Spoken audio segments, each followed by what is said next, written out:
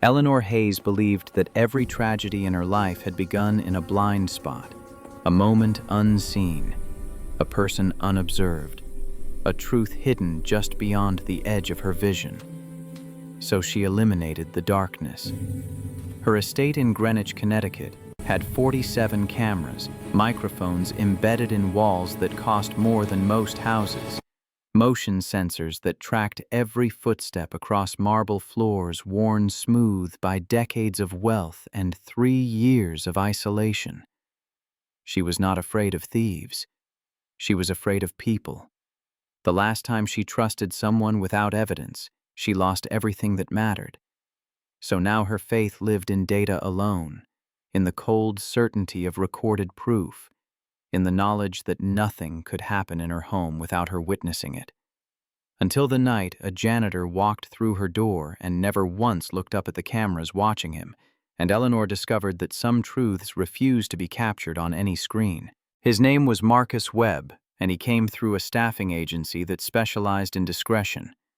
42 years old, a black single father, widower, father to a 10-year-old daughter named Zoe. His background check was clean. His references were unremarkable, and his interview had lasted exactly 7 minutes because he answered every question with the minimum number of words required. Eleanor had not conducted that interview. Her household manager had. But she watched the recording afterward, the way she watched everything, and what struck her was not what Marcus said, but what he did not do. He did not try to impress anyone. He did not ask about the estate or its owner. He did not make small talk or attempt to establish rapport. He simply stated his qualifications, confirmed his availability for the night shift, and waited in silence until he was dismissed. The agency had sent him to fill a gap in her staff. The previous night, Janitor had quit without notice, claiming the overnight hours were affecting his health. Eleanor suspected the real reason was the cameras. Some people could not tolerate being watched. Marcus Webb did not seem to notice them at all. But that assessment, Eleanor would later realize, was the first of many miscalculations she would make about the man who would dismantle everything she had built to keep herself safe. 3 months later, at 3:47 in the morning on a Tuesday in November, Eleanor sat in her security room staring at 6 monitors that showed a man standing motionless before a portrait of her dead mother. She had not slept in 3 days.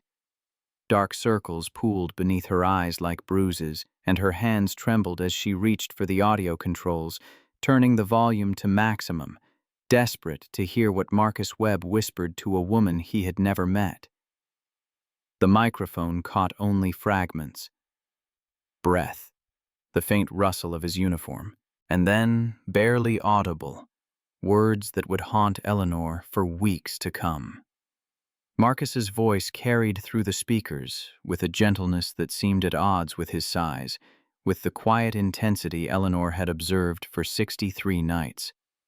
He was speaking to Catherine Hayes, to the oil painting that hung in the East Wing hallway, to the rendered face of a woman who had died 3 years ago because someone had failed to pay attention. Eleanor's finger hovered over the rewind button. She had watched this footage 17 times in the past hour, trying to decode the mystery of why her night janitor, a man paid to clean floors, had developed what could only be described as a ritual. Every night, without fail, Marcus Webb diverted from his assigned route at precisely 3:45 in the morning. He walked to the East Wing hallway. He stopped before Catherine's portrait. And he spoke. The first time Eleanor noticed this pattern, she assumed theft. She reviewed footage of the hallway from every angle, searching for evidence that Marcus was casing the bronze sculpture that sat on a pedestal 3 feet from the portrait, a figure of a woman with arms raised toward the sky that her mother had commissioned a year before her death. But Marcus never touched the sculpture, never moved toward it. His attention remained fixed on Catherine's painted face with an intensity that suggested recognition, or perhaps remembrance. Eleanor leaned closer to the monitor now, watching Marcus's lips move in the grainy night vision feed. She had upgraded this camera 2 weeks ago, installing a model capable of capturing detail in near total darkness. But even the enhanced technology could not penetrate the mystery of what drove a janitor to commune with a dead woman's portrait at an hour when the rest of the world slept. The footage showed Marcus reaching out slowly, his dark fingers hovering inches from the gilded frame but never making contact. His hand trembled. Eleanor zoomed the camera, focusing on his face, and for the first time in 63 nights of observation, she saw Marcus Webb's careful composure crack. A single tear traced down his cheek, catching the infrared light and appearing white-hot on the monitor. Eleanor's phone rang. The sound shattered the silence of the security room, and she flinched, hand flying to her chest where her heart hammered against her ribs. The caller ID showed her therapist's name, Dr. Patricia Morrison, their standing 4 a.m. appointment scheduled during the hours when Eleanor's insomnia peaked and her grip on rational thought loosened. She answered without taking her eyes from the monitor. Patricia's voice filled the room, professional concern wrapped in practiced calm. "Eleanor, have you slept?" "No." "Are you watching the cameras again?" The question required no answer. Patricia knew. She always knew. 3 years of twice-weekly sessions had given the woman an uncomfortable ability to read Eleanor's silences. "We talked about this," Patricia continued when Eleanor offered nothing. "Surveillance isn't safety. It's a cage you've built around yourself, and every day you spend watching those monitors is another day you're not living your life." "But what if this time," Eleanor heard herself say, voice rough from disuse, "what if this time the cameras showed me something true?" The question hung in the air between them, carried over cellular towers and fiber optic cables, traveling from Eleanor's fortress to Patricia's home office, where the therapist likely sat in her leather chair, notepad balanced on her knee, already calculating how to guide her most difficult patient back from the edge of obsession. "Tell me what you saw." So Eleanor did. She described Marcus Webb in halting sentences, explaining how he had appeared 8 weeks ago as just another employee, another person to monitor and catalog and assess for potential threats. She outlined his patterns, the meticulous way he cleaned, the precision of his movements, the fact that he brought his own food and never used the break room when other staff were present. She detailed the pipe burst incident from 7 weeks prior, when Marcus had worked 47 minutes in negative 12-degree weather to prevent catastrophic damage to the estate's foundation. Never calling for help, never seeking credit, just doing what needed to be done because the alternative was unacceptable. And then she described the portrait visits. 63 nights. 63 conversations with Catherine Hayes. Patricia was silent for a long moment. When she spoke, her voice carried a different quality, something Eleanor recognized as clinical interest wrestling with therapeutic caution. "Have you considered simply asking him why?" Eleanor laughed, a brittle sound that cracked in her throat. "And admit I've been watching him, that I've documented his every movement for 2 months, that I know things about him he never consented to share." "Eleanor, he works in your home. He knows about the cameras. It's in his employment contract. He knows about security cameras for safety. He doesn't know about the 47 cameras, the hidden microphones, the fact that I watch him 6 hours a day." Silence again. Eleanor could picture Patricia's face, the slight tightening around her eyes that appeared whenever Eleanor revealed the true extent of her surveillance operation. The therapist had tried for 3 years to help Eleanor dismantle what she had built, to guide her back to some version of normalcy where trust was possible and other humans were not automatically suspect. But Patricia did not understand. She had not watched her mother die because someone failed to speak up.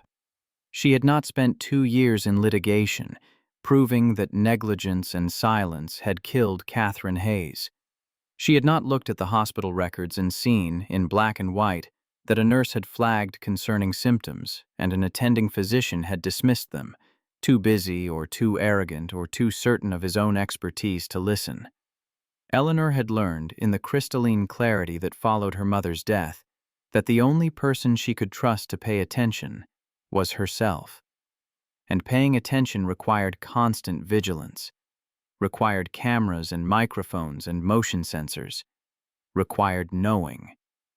But Marcus Webb had introduced a variable she had not accounted for. He was not stealing, was not slacking, was not doing any of the things Eleanor monitored her staff to prevent. Instead, he was talking to her dead mother, and Eleanor found herself, for the first time in 3 years, curious rather than suspicious. The distinction terrified her. Patricia's voice pulled her back to the present.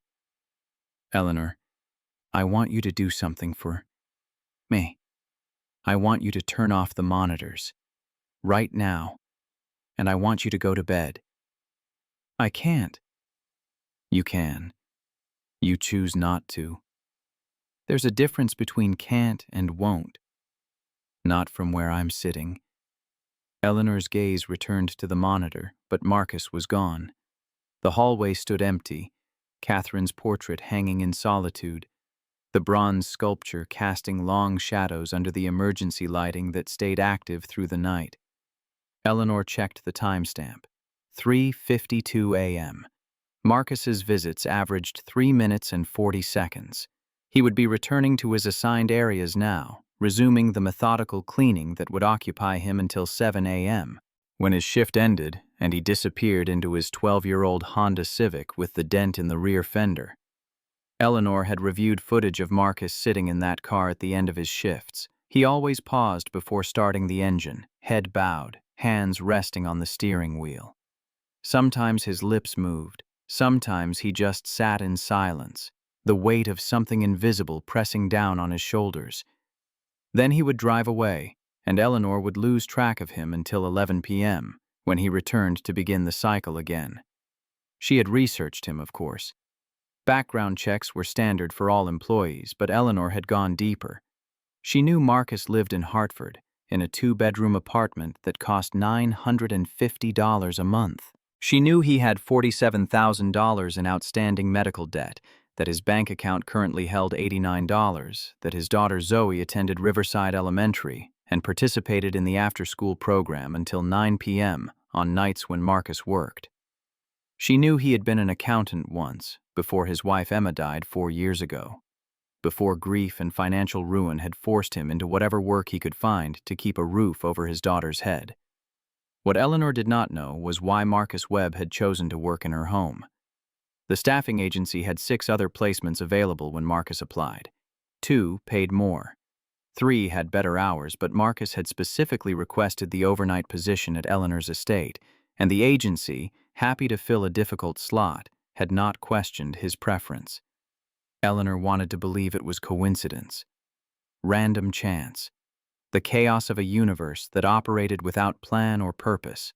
But 3 years of surveillance had taught her that people always had reasons, even when they hid those reasons beneath layers of misdirection and careful lies. Marcus Webb was hiding something. Not theft, not malice, something else entirely, something that drew him to Catherine's portrait night after night, something that made him cry in the darkness when he thought no one was watching. Patricia was still talking, her voice a steady stream of therapeutic intervention that Eleanor had stopped hearing minutes ago. She interrupted without apology. "I have to go." "Eleanor, wait." She ended the call and immediately pulled up a different camera feed. This one showed the main foyer, where Marcus was running his industrial mop across marble floors that already gleamed. His technique was flawless. Long, even strokes. No wasted motion. The kind of work that spoke to pride and discipline. Qualities Eleanor had noted in her employee files with the detached precision of an entomologist documenting insect behavior. But now, watching Marcus work, Eleanor found herself wondering about the man behind the motion. What did he think about during these long nights? Did he resent the work, the way his accounting degree gathered dust while he cleaned floors? Did he think about his wife, dead at 34 from lung cancer that had ravaged her body in the span of 4 brutal months? Did he worry about Zoe, growing up without a mother, watching her father work 2 jobs to service debt that should never have existed? Eleanor knew the answer to that last question. Of course Marcus worried about Zoe. Worrying about children was what decent parents did, and nothing in Eleanor's 2 months of observation suggested Marcus Webb was anything but decent, which made the mystery of his presence here even more confounding. She switched cameras again, this time to the break room where Marcus took his 30-minute meal break at 2:30 a.m. every night. He was not there yet, would not arrive for another hour, but Eleanor found herself studying the empty space anyway. The break room was one of 17 locations in the house where Eleanor had installed hidden microphones, small devices embedded in the coffee machine, the refrigerator, the light fixtures overhead. She told herself this was necessary. Employees gossiped in break rooms. They made plans. They said things when they thought they were unobserved that revealed their true nature, their real intentions. Rosa Martinez, the housekeeper who had worked for Eleanor for 18 years, had once told another employee that she felt watched constantly, that the cameras made her skin crawl, that she stayed only because she had a family to support and jobs like this were hard to find at 62. Eleanor had heard every word through the break room microphone. She had noted Rosa's complaint in the employee file. She had increased monitoring of Rosa's movements for 3 weeks afterward, searching for signs of disloyalty or theft or any behavior that might justify termination. She had found nothing. Rosa was exactly what she appeared to be. A tired woman doing her job, enduring surveillance because the alternative was unemployment. The realization had not prompted Eleanor to remove the microphones. Instead, she had simply filed the information away and continued watching, because knowing what people really thought was the only way to stay safe. Now, staring at the empty break room, Eleanor wondered what Rosa would think if she knew Eleanor was having a crisis of conscience over Marcus Webb. Would she laugh? Feel vindicated? Or would she recognize the tragedy of a woman so afraid of being surprised that she had turned her own home into a panopticon, with herself as both prisoner and guard? The question lodged in Eleanor's throat like a stone. She turned away from the monitors, but their glow followed her, 6 screens casting cold light across the walls of the security room. This room had once been a library. Catherine Hayes had filled it with first editions and leather chairs, had spent hours here reading poetry and philosophy, lost in worlds that existed only on pages. When Catherine died, Eleanor had gutted the space. Out went the books, the chairs, the warmth. In came the monitors, the recording equipment, the server racks that hummed with the constant work of processing 47 camera feeds.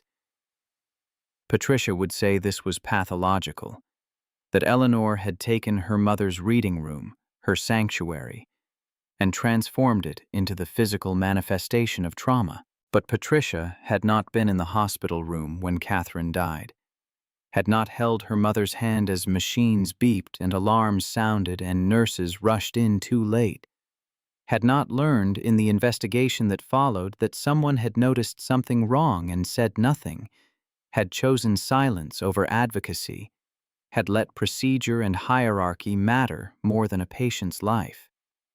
Eleanor would never be that person, would never choose silence, would never miss a detail that might matter. She would watch and document and know, and if that made her pathological, then pathology was preferable to the alternative. The monitors showed Marcus moving through the house with the steady rhythm of someone who understood that work was meditation, that the repetition of simple tasks could quiet the chaos of a complicated mind. Eleanor had seen this quality in other employees over the years, but none had embodied it quite like Marcus.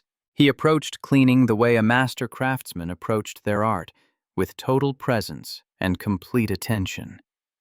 Every surface received the same care, whether it was the marble foyer or the utility closet near the garage. Every task deserved his full focus, regardless of whether anyone was watching. Except someone was always watching. Eleanor was always watching. And in 2 months of constant surveillance, she had learned more about Marcus Webb than he would ever willingly share. She knew he checked his watch at exactly 3:15 a.m. every night, that his pace increased measurably after that moment, that he worked with an urgency that suggested something important waited for him after his shift ended. She knew he avoided the staff break room when other employees were present, preferring solitude to the forced camaraderie of workplace relationships.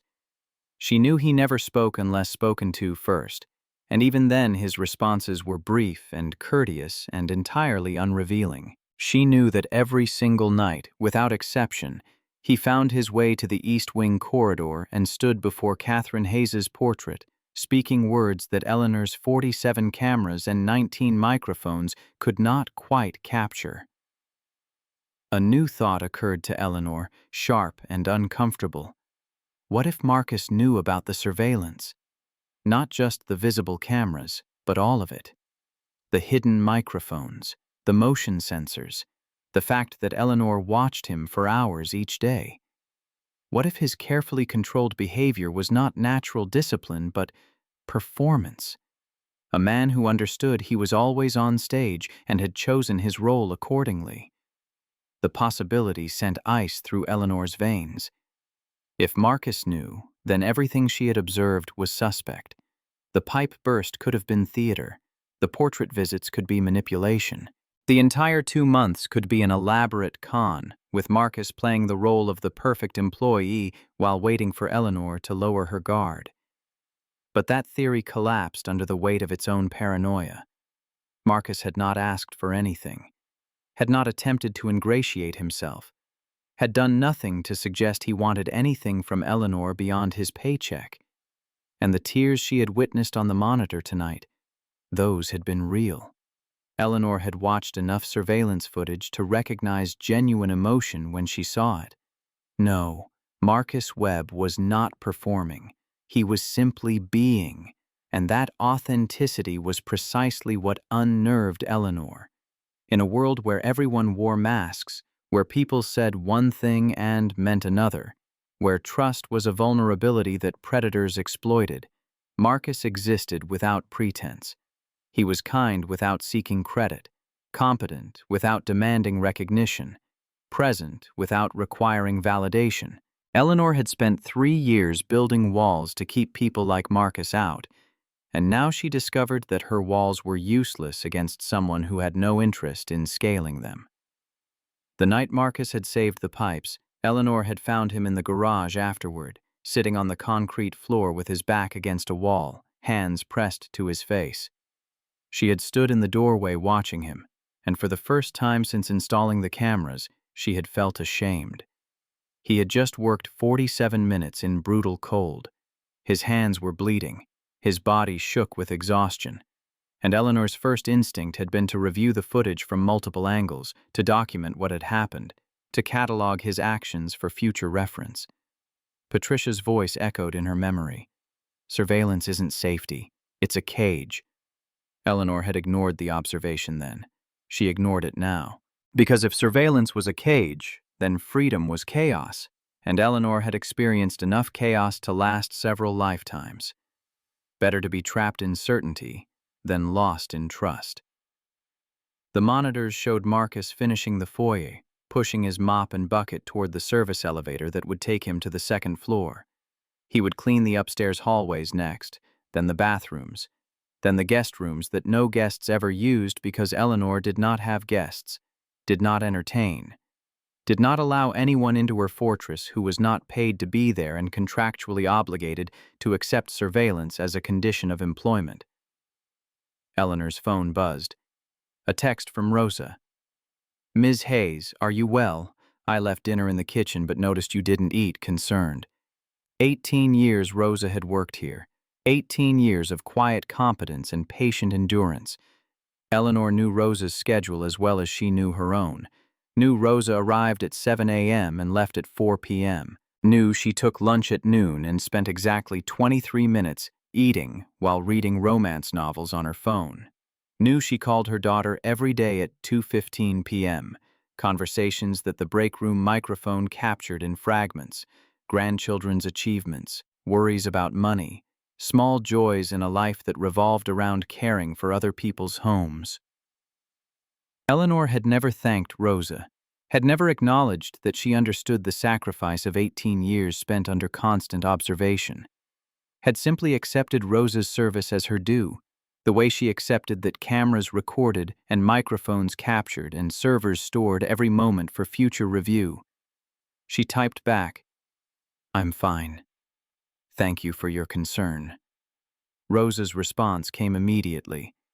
"Of course, Ms. Hayes. Please rest." Eleanor would not rest.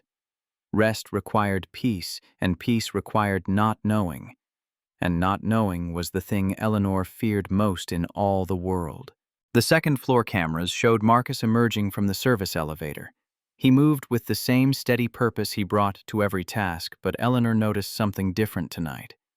A hesitation. Marcus paused in the hallway, one hand on his mop handle, his head tilted as if listening to something only he could hear. Then he shook his head slightly and continued working, but the moment of uncertainty lingered in Eleanor's mind like smoke. What had he heard? What internal voice had given him pause? Eleanor cycled through audio feeds, searching for sounds that might have caught Marcus's attention, but the house was silent, except for the hum of climate control and the distant whisper of Marcus's mop against hardwood. She made a note in her surveillance log. 4:17 a.m. Subject paused work for approximately 8 seconds, appeared distracted or uncertain, resumed normal pattern. No external stimulus detected. The log was meticulous, 23 pages for Marcus Webb alone, covering 63 nights of observation. Eleanor had similar logs for every employee, though none were as detailed as Marcus's. He had become her primary focus in recent weeks, the puzzle she could not solve, the variable that refused to fit into her carefully constructed models of human behavior. Patricia would say this obsession was dangerous, that Eleanor was projecting onto Marcus all the things she wished she could trust about the world, that she was using him as a test case, a way to prove to herself that authentic goodness could exist, and if she found evidence to the contrary, she would have justification to maintain her isolation forever. Patricia might be right. Eleanor had stopped caring about Patricia's rightness weeks ago. The monitors showed Marcus finishing the second-floor hallways and moving toward the guest wing. His route would take him past Catherine's portrait in approximately 28 minutes, if he maintained his current pace. Eleanor settled deeper into her chair, preparing for the vigil she had maintained for 63 nights, the waiting that had become its own ritual. But tonight, something shifted. Tonight, Eleanor made a decision that would change everything. She stood from her chair and walked out of the security room, leaving the monitors glowing behind her. Her bare feet moved silently across cool marble, down the main staircase, through hallways that felt cavernous without the mediating lens of surveillance cameras. The house was different when experienced directly rather than observed remotely. Larger, more empty. The silence had weight and texture, pressing against Eleanor's skin like a physical presence. She walked to the East Wing corridor and stood in shadow, 20 feet from Catherine's portrait, and waited for Marcus Webb to arrive. The minutes stretched. Eleanor's heart hammered. She felt exposed without her cameras, vulnerable in a way she had not experienced in 3 years. This was what normal people did, she realized. They encountered each other in physical space, without the buffer of screens and recorded evidence. They took risks. They trusted that the present moment would be enough. Eleanor hated it, wanted desperately to return to her monitors, to the safety of observation, but she forced herself to stay, to wait, to see what would happen when Marcus Webb discovered he was not alone. At 3:45 a.m., footsteps echoed in the hallway. Marcus appeared, pushing his mop bucket, his uniform slightly damp from work, exhaustion visible in the set of his shoulders. He stopped when he reached Catherine's portrait, setting aside his cleaning equipment with the careful precision Eleanor had come to recognize as his default mode. Then he looked up at Catherine's face, and his entire body seemed to soften. The careful control melted away. replaced by something raw and unguarded. Marcus raised one hand, fingers trembling, and though he did not touch the portrait, Eleanor understood he wanted to make contact with this woman he had never met, this stranger whose painted eyes seemed to hold some answer Marcus desperately needed. He spoke, and this time Eleanor heard every word. His voice was soft, barely louder than a whisper, but the hallway's acoustics carried it perfectly. The words landed like hammer blows, shattering every assumption Eleanor had built about why Marcus Webb stood before her mother's portrait night after night. "Mrs. Hayes, I never got to thank Sarah Williams for what she did for Emma. But your daughter's foundation honored her, and that means you must have taught her something about kindness, about staying with people when they're scared and alone. So I'm saying it to you instead. Thank you. Thank you for teaching Sarah how to care. Thank you for creating someone who made my wife's death bearable. Thank you for being the kind of person who understands that some things matter more than medicine." Marcus's voice broke. He pressed the heel of his palm to his eyes, shoulders shaking with silent sobs. Eleanor stood frozen, understanding crashing over her in waves that left her breathless. Sarah Williams. The name was familiar. Eleanor searched her memory, pulling up images from foundation events, gala dinners, annual reports. Sarah Williams, nurse, board member, recipient of the Catherine Hayes Memorial Award for Compassionate Care 3 years ago. The woman who had held Catherine's hand in her final hours, who had stayed beyond her shift, who had made Eleanor's mother feel less afraid as the sepsis consumed her. Marcus's wife Emma had died at St. Mary's Hospital. Sarah Williams had worked at St. Mary's before transferring to Boston. The connection was clear, obvious in retrospect, but Eleanor had missed it entirely because she had been looking for threats instead of grief, for deception instead of gratitude. Marcus Webb had come to her home not to steal or spy or manipulate. He had come because he needed to be close to something connected to the woman who had shown his dying wife the same kindness Sarah had shown Catherine Hayes. He came here every night to stand before a portrait that reminded him of compassion given freely, of care extended beyond duty, of humans being good to each other in the darkness. Eleanor stepped forward. The movement drew Marcus's attention, and he spun toward her, eyes wide with something between shock and fear. He opened his mouth, but no words came, and Eleanor understood that he was weighing options. Apologize, explain, defend, flee. She saved him the choice. Her voice came out rougher than intended, scraped raw by emotion she had not expected to feel. "I know about Emma. No. I know about Sarah Williams. I know why you're here." Marcus's face went through several transformations in quick succession. Confusion, recognition, then something that looked almost like relief, as if carrying this secret had been its own burden, and he was grateful to finally set it down.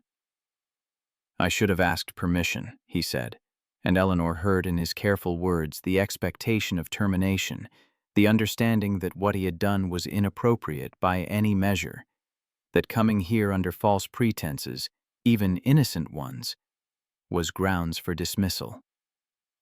"No," Eleanor said, surprising herself. "You shouldn't have needed to ask. You should have been able to grieve wherever you needed to grieve."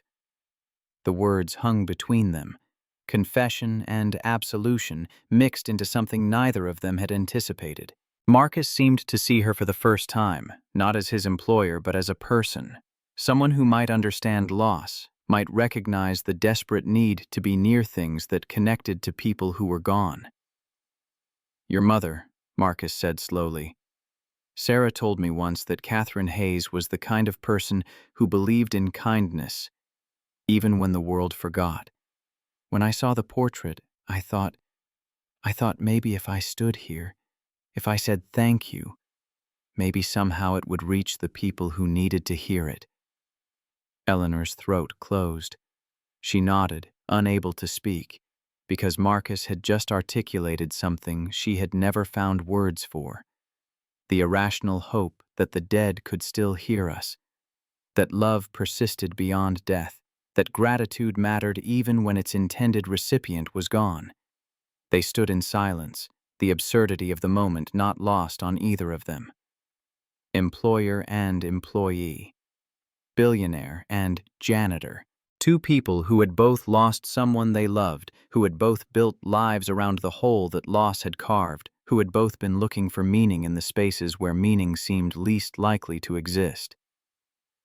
"I've been watching you," Eleanor said, and immediately wanted to take it back because the words were an admission, a revelation of her own breach of boundaries, her own inappropriate behavior.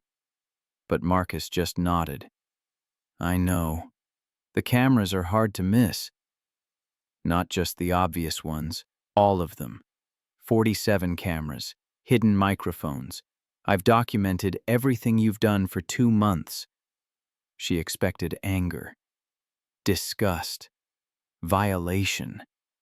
Instead, Marcus's expression shifted to something that might have been sadness, might have been pity. Why? The question was simple. The answer was not. Eleanor found herself telling Marcus things she had never told Patricia, never admitted to Rosa, never even fully acknowledged to herself. She explained about Catherine's death, about the nurse who noticed symptoms and the doctor who ignored them, about the lawsuit that proved negligence but could not restore life.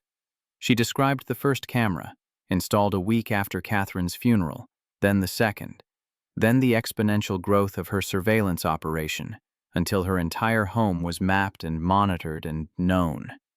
"I thought if I could see everything," Eleanor heard herself say, "then nothing bad would happen. I could prevent loss, stop tragedy, stay safe." "And did it work?" Marcus asked gently. Eleanor looked at him, really looked, and saw her reflection in his eyes. A woman who had become so afraid of being surprised that she had stopped living, who had chosen certainty over connection, who had built a fortress so complete that nothing could reach her, not danger, but also not joy. "No," she whispered. "It just made me alone." Marcus nodded as if he had known this already, as if loneliness was written across Eleanor's face in letters anyone could read if they chose to look.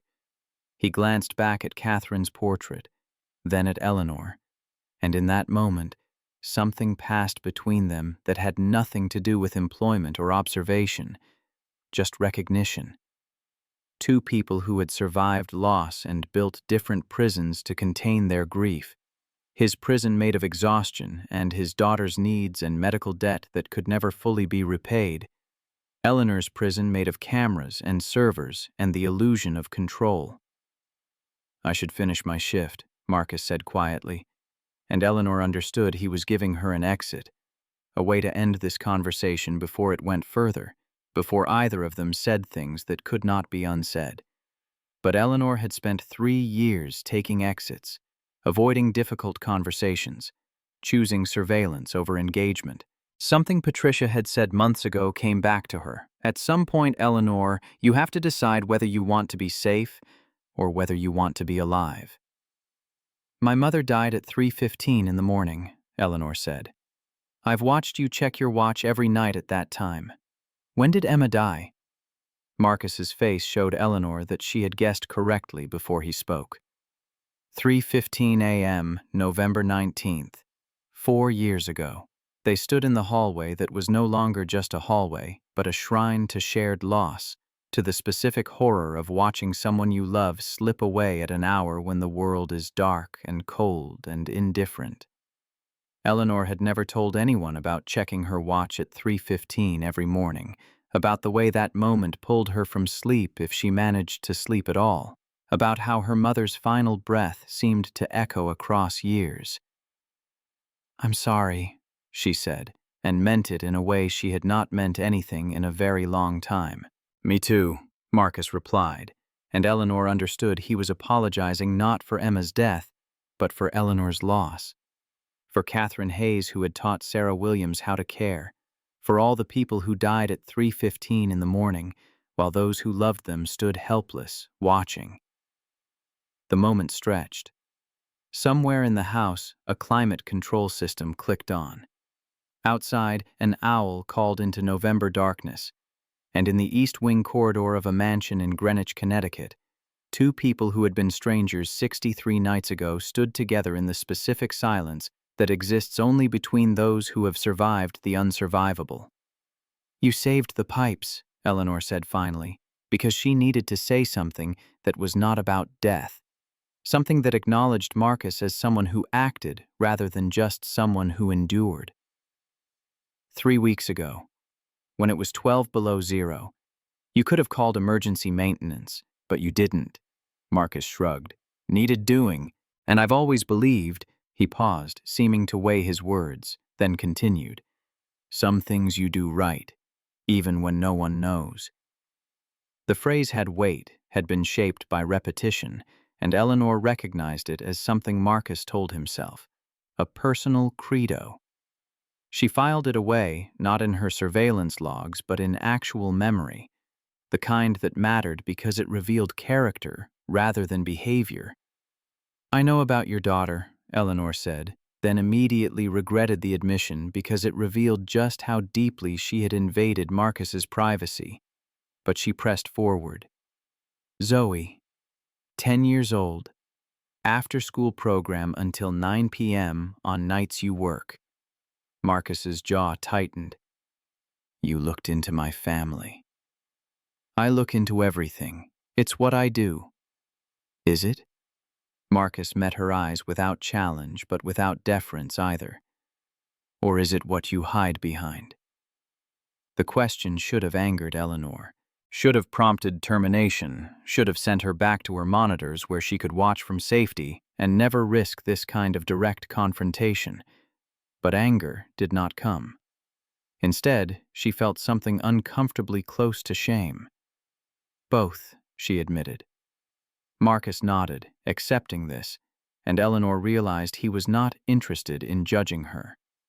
He had his own survival to worry about, his own daughter to provide for, his own grief to carry.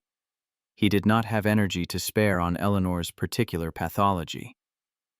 "I need to finish my shift," Marcus said again, and this time Eleanor heard the exhaustion in his voice, the bone-deep tired that came from working all night and then going home to be present for a 10-year-old who needed breakfast and conversation, and the fiction that everything was okay. "Of course," Eleanor said, stepping aside. Marcus gathered his cleaning equipment and moved down the hallway, and Eleanor watched him go, this time with her own eyes rather than through a camera lens. The difference was subtle but significant. On monitors, Marcus was data, behavior to be cataloged and analyzed. In person, he was simply Marcus. Human. Complicated. Carrying burdens that 47 cameras could observe but never fully capture. Eleanor returned to her security room because returning was easier than remaining, because old habits had gravity and she had not yet learned how to escape their pull. But she did not turn on the monitors. For the first time in 3 years, she sat in the cold glow of sleeping screens and simply existed, thinking about Marcus Webb and Catherine Hayes and the specific loneliness of people who survive loss by turning their homes into prisons. Outside, dawn approached. Soon, Rosa would arrive for her shift, would begin her daily routine of cleaning and organizing, and enduring Eleanor's surveillance with the patient resignation of someone who needed the paycheck more than she needed dignity. Soon, Marcus would leave, would drive his battered Honda Civic back to Hartford, would shower and change and transform from night janitor into father, present and attentive for the few hours he had with Zoe before exhaustion claimed him.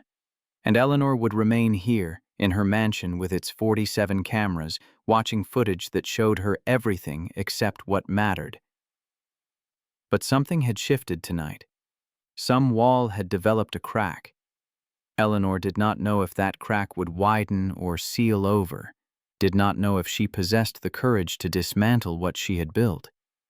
She knew only that Marcus Webb had done something unprecedented. He had made her consider the possibility that surveillance might not be the same as safety, that knowing might not be the same as understanding, that 3 years of watching had taught her less about the world than one conversation in a hallway. The revelation terrified her. But it also offered something Eleanor had not felt since Catherine's death, something fragile and dangerous and impossible to ignore.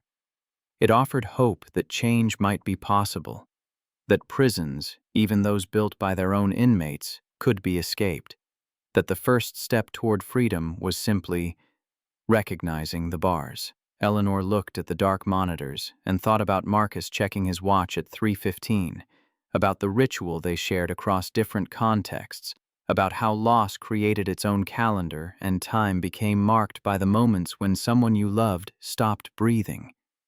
She thought about Catherine's portrait and Sarah Williams and the invisible threads that connected strangers through acts of kindness given years ago. She thought about Zoe, a girl she had never met, but whose existence she had documented in surveillance logs, a child growing up in her father's determined love, proof that life persisted even after loss tried to end it. Dawn light began to infiltrate the security room, painting monitors in shades of gray and gold. Somewhere in the house, Marcus Webb cleaned his final surfaces and prepared to leave, and Eleanor Hayes sat in the wreckage of her certainty, considering for the first time in 1,000 days the possibility that there might be another way to live. The cameras could wait, the monitoring could pause. For just this moment, Eleanor allowed herself to sit in unknowing, to trust that the house would not collapse and the world would not end simply because she stopped watching for one sunrise.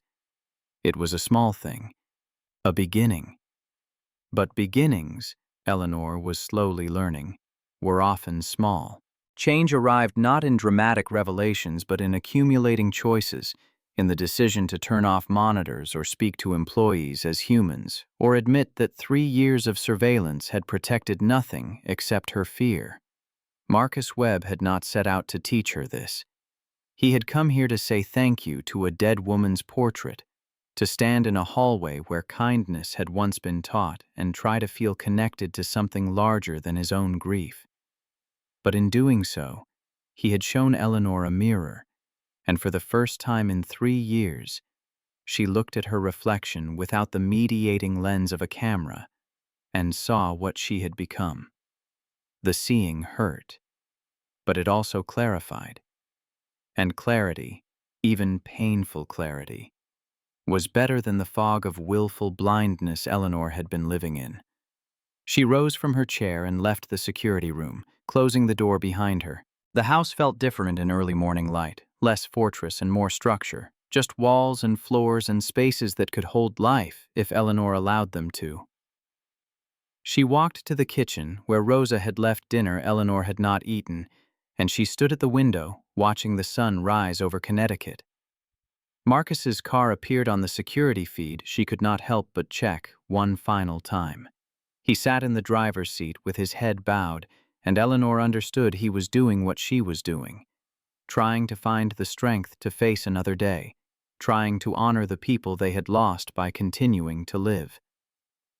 Then Marcus started the engine and drove away, and Eleanor was alone again with her cameras and her grief and the small, terrifying hope that maybe, just maybe, she did not have to be. 3 days after their conversation in the hallway, Eleanor sat across from Marcus in the estate's formal library, a room she had not used for its intended purpose in 3 years. The leather chairs that once belonged to Catherine still held the faint scent of her mother's perfume, and Eleanor found herself gripping the armrests to steady hands that would not stop trembling. Marcus looked exhausted. The circles under his eyes had deepened since their last interaction, and Eleanor wondered if he had slept at all, if the exposure of his secret had cost him the few hours of rest he managed between shifts and fatherhood. He sat with the careful posture of someone accustomed to making himself small in spaces that belonged to other people. Eleanor had rehearsed this conversation, had planned what she would say, how she would explain the decision she had reached in the 72 hours since standing in the East Wing corridor. But now, faced with Marcus's quiet patience, all her preparation dissolved into a single truth she had not intended to speak aloud. "I don't know how to be a person anymore," The admission fell between them like a stone into still water, creating ripples neither could control. Marcus did not respond immediately, just studied Eleanor with an attention that felt different from surveillance, more like witnessing. Finally, he spoke, his voice carrying the gentleness she had heard on the monitors but never experienced directly. "What happened to you?" Eleanor laughed, a bitter sound that caught in her throat. "You know what happened. You said it yourself. My mother died because someone didn't speak up, because negligence was easier than courage, because in hospitals like everywhere else, hierarchy matters more than humans. I know what happened to your mother. I'm asking what happened to you." The distinction was subtle but significant, and Eleanor found herself unprepared for its weight. What had happened to Catherine was tragedy. What had happened to Eleanor in the aftermath was choice. She had chosen surveillance over trust, chosen isolation over vulnerability, chosen the illusion of control over the messy reality of human connection. "I built a cage," Eleanor heard herself say, echoing Patricia's words from their 4 a.m. conversation. "I thought I was protecting myself, but I was just making sure nothing could reach me. Not danger, not joy, nothing." Marcus nodded slowly. "When Emma died, I quit my job. Told myself it was because I needed to take care of Zoe, because accounting required focus I didn't have. But really, I was running. From offices that reminded me of the person I used to be. From colleagues who wanted to talk about Emma like she was a story with an ending. From a version of myself that believed the world made sense. Did running help? No. It just changed the scenery." Marcus leaned forward slightly. "Ms. Hayes, I don't know why you asked me here today, but if you're planning to fire me because I stood in your hallway talking to a portrait, I understand. I crossed lines. I'll go quietly." Eleanor shook her head. "I'm not firing you. I'm asking if you'll help me dismantle the surveillance system." The words hung in the air between them, impossible to retrieve, and Eleanor watched Marcus's face cycle through confusion, surprise, and finally, something that looked like concern. "Why would you do that?" "Because you were right. About the cage. About hiding. About everything." Eleanor's voice strengthened with each word, as if speaking the truth aloud gave it structure. "I've watched you for 2 months, documented your every movement, analyzed your behavior like you were data instead of human. And what did I learn? Nothing I couldn't have discovered by just asking. Nothing that justified the violation." Marcus was quiet for a long moment. When he spoke, his words carried careful weight. "Ms. Hayes, I appreciate what you're saying, but I work nights cleaning floors. I'm not qualified to help you make decisions about security systems or surveillance or whatever mental health choices you need to make. I'm not asking you as an employee. I'm asking as someone who understands what it means to survive loss and build something to contain it. You have Zoe, your night shifts, the way you avoid people and keep everything controlled and neat. You have your own cage, Marcus. You just built it differently." The observation landed with visible impact. Marcus's jaw tightened, and Eleanor saw she had touched something raw, some parallel he had not fully acknowledged. But he did not deny it, and his silence was its own confirmation. "I'll think about it," he finally said. "But first I need to get home. Zoe has a field trip today, and I promised I'd see her off." Eleanor nodded, recognizing dismissal when she heard it. Marcus stood, and she walked him to the main entrance, an unnecessary courtesy that felt important nonetheless. As he reached the door, he paused. "Ms. Hayes, the cameras didn't make you safe, but taking them down won't either. Safety isn't something you can install or remove.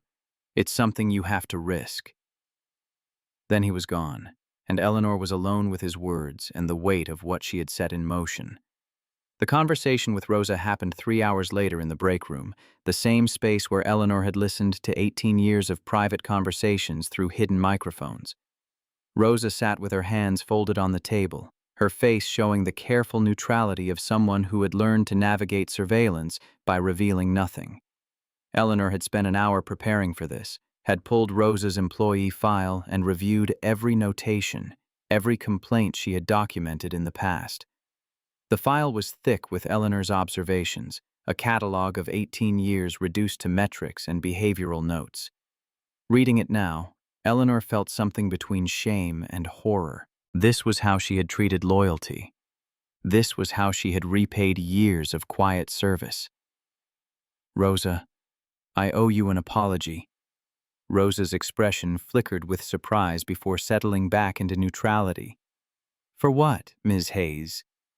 "For the cameras, the microphones, for treating you like a threat instead of a person for 18 years. Eleanor pushed Rosa's file across the table. "This is what I've been doing.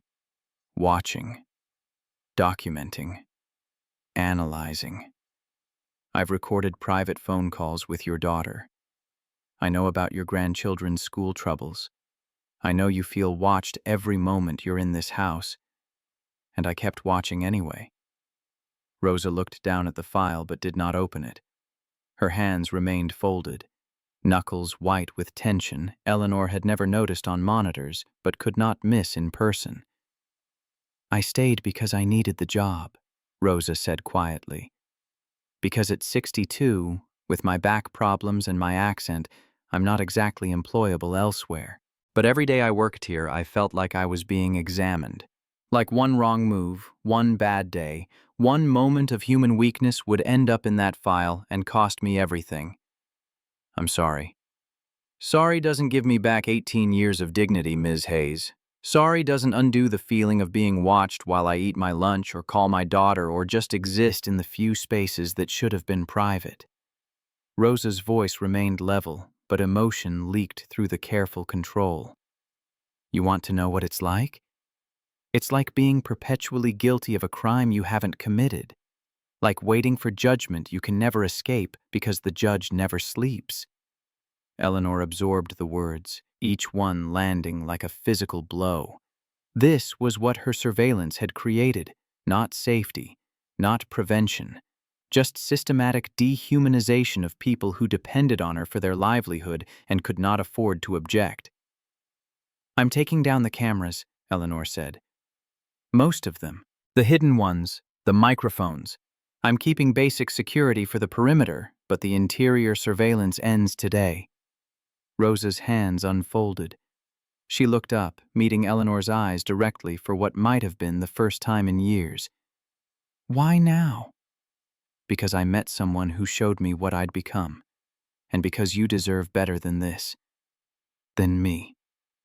"Who? The new janitor?" Rosa's lips quirked slightly. "I saw how you watched him. Different from how you watched the rest of us. Like you were trying to solve him instead of just cataloging him." Eleanor had not realized her obsession with Marcus had been visible to others, but of course it had been. Rosa had survived 18 years by paying attention, by learning to read Eleanor's moods and patterns. The ability to predict was its own form of self-preservation. "Marcus made me see that surveillance doesn't prevent loss.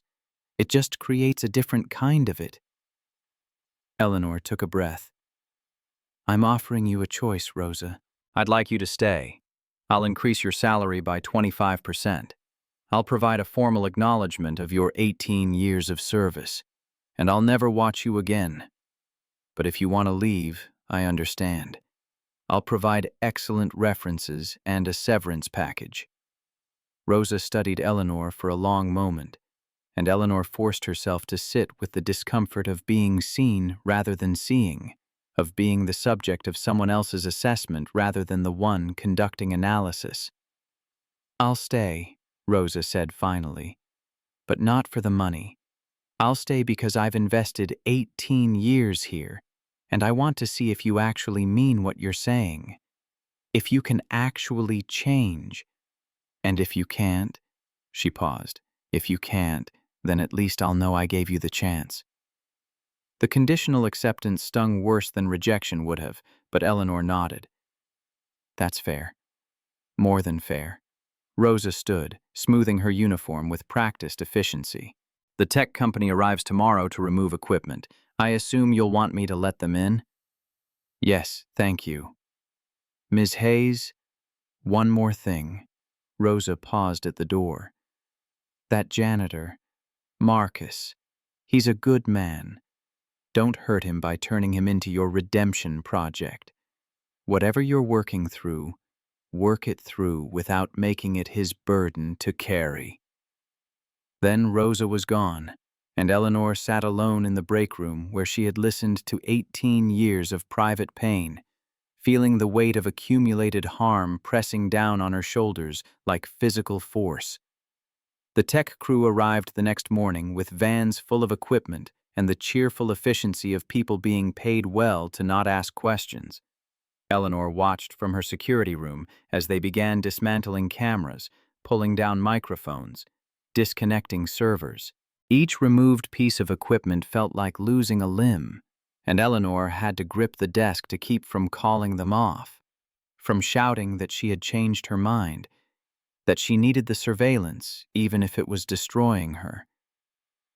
But she stayed silent, watched the dismantling, felt panic rise in her throat as camera feeds went dark one by one, as her view of the house narrowed and narrowed until only the 12 exterior cameras remained active, showing her nothing but perimeter and lawn and the outside world she had stopped inhabiting 3 years ago. Patricia called while the crew was still working, and Eleanor answered without checking the caller ID, desperate for any distraction from the anxiety consuming her. I heard from Rosa, Patricia said without preamble. She was worried about you. Said you were having the surveillance system removed and seemed like you might be falling apart. Eleanor laughed, a jagged sound. Rosa tattled on me to my therapist? Rosa cares about you, despite everything, and she's right to worry. Eleanor, this is a major change. You can't just rip out your coping mechanisms without having something to replace them. My coping mechanisms were hurting people. They were also keeping you functional, stable. Now you're removing them cold turkey, with no support system, no plan for how to manage the anxiety that's going to hit you like a freight train the moment those cameras go dark. Patricia's voice carried professional concern wrapped in personal frustration. This is the kind of decision you make in therapy, Eleanor, over months, with preparation and tools and— I don't have months, Eleanor interrupted. I've already done enough damage. 18 years of hurting Rosa, 2 months of treating Marcus like a specimen, 3 years of turning my home into a prison. How much more time should I take to prepare before I stop causing harm? Patricia sighed. Noble, but also potentially self-destructive. Promise me you'll call if you spiral. Promise me you won't just sit alone in that house letting panic consume you. I promise. Liar. But I had to try. Patricia paused. For what it's worth, Eleanor, I'm proud of you. This takes courage. Or desperation. I'm not sure there's a difference anymore. After the call ended, Eleanor returned to watching the tech crew work. They were in the East Wing now, removing the camera that had captured Marcus's nightly vigils before Catherine's portrait. Eleanor thought about all the footage stored on servers, all the private moments preserved in digital amber. The crew would wipe the servers as part of their contract, would erase 2 months of Marcus and 18 years of Rosa and 3 years of Eleanor's desperate attempt to prevent surprise. Good, Eleanor thought. Let it be erased. Let the evidence of her pathology disappear. Some things deserved to be forgotten. By evening, the work was complete. The tech supervisor handed Eleanor a tablet showing the reduced system. 12 exterior cameras, 48-hour footage retention, no audio recording. Basic security, he explained. Industry standard for a property this size. Nothing invasive, nothing inappropriate. Eleanor signed off on the work and the man left, and she stood in her security room looking at monitors that showed her nothing but lawn and driveway and the perimeter of a world she no longer controlled. The panic hit 20 minutes later. It started as tightness in her chest, a constriction that made breathing difficult. Then her heart rate spiked, hammering against her ribs like something trying to escape. Her vision tunneled. The room tilted. She gripped the desk, trying to ground herself, trying to remember the breathing exercises Patricia had taught her, but nothing worked because this was not ordinary anxiety. This was the terror of having voluntarily blinded herself, of having removed the tools that had kept her functional for 3 years, of being suddenly, utterly vulnerable to a world she no longer understood how to navigate. Eleanor fumbled for her phone, but her hands shook too badly to dial. She slid to the floor, back against the wall, and felt panic consume her in waves that left her gasping and crying and convinced she was dying, that this was it, that removing the cameras had broken some essential part of her and she would not survive the night. Time became meaningless. Seconds or minutes or hours passed while Eleanor fought for air and tried to convince her body that it was not actually in danger, that panic could not kill, even though it felt like death. Eventually, the waves receded enough for her to crawl to her phone and call the one person who might understand. Marcus answered on the 3rd ring, his voice thick with sleep. "Ms. Hayes?" "I can't breathe," Eleanor gasped out. "The cameras are gone and I can't breathe and I'm sorry for calling, but I didn't know who else." "Where are you?" "Security room, 2nd floor." "Stay there. I'm coming." The line went dead. Eleanor tried to tell herself this was inappropriate, that she could not call her employee in the middle of the night because she was having a panic attack, that Marcus had his own life and his own daughter and his own problems. But she could not make herself hang up. Could not make herself do anything except sit on the floor and try to survive until help arrived. Marcus appeared 47 minutes later, still wearing sweatpants and a faded t-shirt, his hair uncombed and his face creased with concern. He crouched beside Eleanor, not touching, just present. "Breathe with me," he said quietly. "In for 4. Hold for 4. Out for 4. Eleanor tried, failed, tried again. Marcus kept counting, his voice steady and calm, and gradually Eleanor's breathing began to match his rhythm. The panic did not disappear, but it loosened its grip enough for her to think, to remember that she had survived panic attacks before, that this too would pass.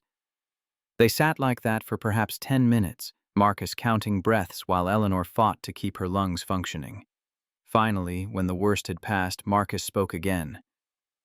"First panic attack since removing the cameras?" Eleanor nodded, not trusting her voice. "There'll be more. Probably a lot more." Marcus shifted to sit against the wall beside her, careful to maintain distance. "When Emma died, I had panic attacks for 6 months. Couldn't be in hospitals. Couldn't hear sirens without my chest locking up. Couldn't see people coughing without being back in that room, watching her struggle for air. How did you stop them?" "I didn't. I learned to ride them out. Learned they couldn't actually kill me even though they felt like death." Marcus looked at the dark monitors. "You did something brave today. Something necessary. But brave and necessary doesn't mean easy or painless." Eleanor's laugh came out wet, choked. "I called my employee at 2 in the morning because I was having a panic attack about removing surveillance equipment. That's not brave. That's pathetic. It's human, which for you might actually be braver." Marcus rubbed his face, exhaustion evident in every line. "Ms. Hayes, I need to ask you something, and I need you to be honest. Why did you really remove the cameras?" "I told you, because I realized they were hurting people." "That's part of it. But what's the other part? The part you're not saying?" Eleanor stared at the dead monitors, at the reflection of herself and Marcus visible in their dark screens. When she spoke, Her voice was barely above a whisper. Because I saw myself through your eyes, saw what I'd become, and I couldn't live with it anymore. Marcus nodded slowly. Okay, that's real. But here's the thing you need to understand. You can't change for me. Can't change to earn my approval or prove you're a good person. You have to change for yourself, because you actually want to be different. Otherwise, the first time change gets hard, you'll slide back to what's comfortable. And if I can't, if I'm too broken to actually change, then you're human and you keep trying anyway. Marcus glanced at his watch. I need to get back. Zoe's with my neighbor, but I don't like leaving her overnight. Guilt crashed over Eleanor. I'm so sorry. I shouldn't have called. You have your daughter and your life, and I had no right. Stop. Marcus's voice was firm, but not harsh. You needed help. You asked for it. That's good. That's progress.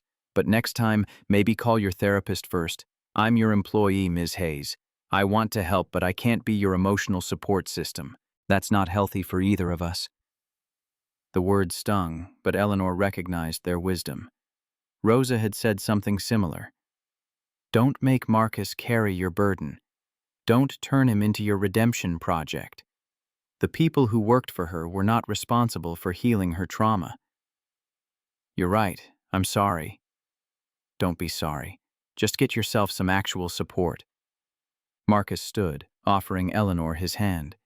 She took it, and he pulled her to her feet with surprising strength. One more thing. Your mother's portrait. Would it be okay if I kept visiting? Even though you know now? Eleanor felt something loosen in her chest, some knot of tension she had not realized she was carrying. Of course. It's not my permission to give or withhold. That hallway belongs to whoever needs it. Marcus smiled, the first genuine smile Eleanor had seen from him in 2 months. Thank you. And Ms. Hayes, call your therapist. Tonight. Don't go back to being alone with this. He left, and Eleanor stood in the empty security room, surrounded by monitors that showed her nothing, and pulled out her phone. Patricia answered on the first ring as if she had been waiting. I had a panic attack, Eleanor said without preamble. A bad one. Marcus came and helped me breathe through it. Marcus? Your janitor? My employee who I turned into emergency support because I don't have actual friends or healthy coping mechanisms. Eleanor sank into her desk chair. Rosa was right. I can't make this his burden, but I don't know who else to call. You're my therapist, which means you're paid to care. Rosa is my employee, which means she can't tell me the truth without risking her job. I don't have anyone, Patricia. I removed the cameras and realized I've been alone for 3 years, and I don't know how to fix that. Patricia was quiet for a moment. When she spoke, her voice carried a gentleness Eleanor had not heard before. Eleanor, I'm going to say something as a person, not as your therapist. You're not alone right now. You called me. You called Marcus. That's more connection than you've had in 3 years. It's messy and imperfect, and you probably crossed some boundaries, but you reached out. That matters. I don't know how to do this. How to be a person again. I know, and that's okay. You don't have to figure it all out tonight. You just have to survive tonight. Can you do that? Eleanor looked at the dark monitors, at the security room that had been her command center and her cell. Yes, I can survive tonight. Good. Then do that. Survive tonight. Tomorrow we'll work on surviving tomorrow. They talked for another hour, Patricia guiding Eleanor through breathing exercises and grounding techniques, building a plan for managing the anxiety that would inevitably return. When they finally hung up, Eleanor felt exhausted but functional, capable of making it through the remaining hours of darkness. She left the security room and walked through the house, experiencing it differently without the buffer of cameras. The silence felt heavier. The spaces felt larger. Every shadow could hide anything, and Eleanor had to actively fight the urge to check monitors, to verify that the house remained secure, but she did not check, did not return to the security room. Instead, she walked to the East Wing corridor and stood before Catherine's portrait, seeing her mother's painted face for the first time without simultaneously watching herself watch it on camera.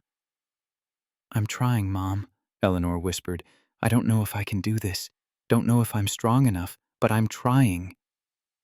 Catherine's painted eyes offered no answer, no reassurance, just the fixed expression of oil and canvas, preserved forever in a moment before death, before loss, before Eleanor learned that the world could steal people you loved and leave you drowning in the aftermath. Eleanor reached out and touched the frame, the first time she had made physical contact with the portrait since its installation 3 years ago. The wood was smooth and cool, solid in a way that felt grounding. Marcus touched this frame, stood in this spot, found some measure of peace in proximity to a woman who had taught someone else how to care. Perhaps Eleanor could find peace here too, not through surveillance, not through control, just through standing in a hallway at 3 in the morning, acknowledging loss, and choosing to keep living anyway. The days that followed tested Eleanor in ways she had not anticipated. Without cameras to occupy her attention, time expanded into endless hours that needed filling. She tried reading, but could not focus. Tried working on foundation business, but found herself constantly checking empty monitors, searching for threats that were not there. The anxiety was persistent and exhausting, a low-grade panic that spiked unpredictably and left her shaking. Rosa noticed. Brought meals Eleanor did not eat. Left notes reminding her to drink water, to rest, to breathe. The kindness was unexpected and almost unbearable, and Eleanor found herself crying at random moments, overwhelmed by the realization that Rosa had cared about her despite 18 years of surveillance, that humans could offer compassion even to those who had treated them poorly. Marcus continued his night shifts, and Eleanor forced herself not to watch his arrival or departure, not to track his movements through the house. She stayed away from the security room entirely, sleeping instead in her bedroom like a normal person, waking at irregular hours to panic and darkness and the slow understanding that healing would take longer than 3 days or 3 weeks or possibly 3 years. On the 4th day, Rosa appeared at Eleanor's study with mail and a determined expression that suggested bad news. "Ms. Hayes, there's something you need to know about Marcus." Eleanor's stomach dropped. "Is he quitting?" "No, but his daughter had an incident at school yesterday." Rosa's voice was careful. "I overheard him on the phone with the principal. A teacher searched Zoe's belongings in front of the entire class, accused her of stealing because she had a science kit that seemed too expensive for—" Rosa paused delicately. "For what the teacher assumed Marcus could afford." Eleanor felt rage ignite in her chest, sharp and clean. The teacher racially profiled a 10-year-old child. That's what it sounds like. Marcus was very calm on the phone, but I could hear the anger underneath. The kind of anger that comes from a lifetime of this happening. Rosa set down the mail. "I thought you should know, because Marcus won't tell you. He keeps his work separate from his life. But after he helped you the other night, I figured maybe you could help him." Eleanor was already reaching for her phone, pulling up the contact information for Riverside Elementary that existed in the background check file she had compiled on Marcus. Rosa watched her with an expression that might have been approval. "What are you going to do?" "I'm going to make a phone call, and then I'm going to write a check." Eleanor's hands were steady for the first time in days, purpose overriding anxiety. "No child should be humiliated like that. Not in my name. Not when I have the resources to change it." She called the school, asked to speak with the principal, was put on hold. While she waited, Rosa brought her tea and sat in the chair across from Eleanor's desk, a quiet show of support that felt significant given their history. The principal finally picked up, his voice carrying the practiced patience of someone accustomed to managing difficult parents. "This is Principal Morrison. How can I help you?" Eleanor introduced herself, explained that she was calling regarding Zoe Webb, described what she understood had happened.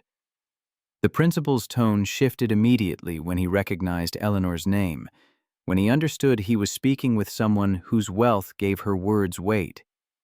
"Ms. Hayes, I assure you this was a misunderstanding. Mrs. Patterson was simply following protocol when she noticed a student with expensive equipment. She singled out a black child and searched her belongings in front of her peers. That's not protocol. That's racial profiling." Eleanor's voice remained calm, but steel threaded through every word. "I'm calling to inform you that I will be making a substantial donation to Riverside Elementary. $50,000, earmarked specifically for diversity training and anti-bias education for all staff members.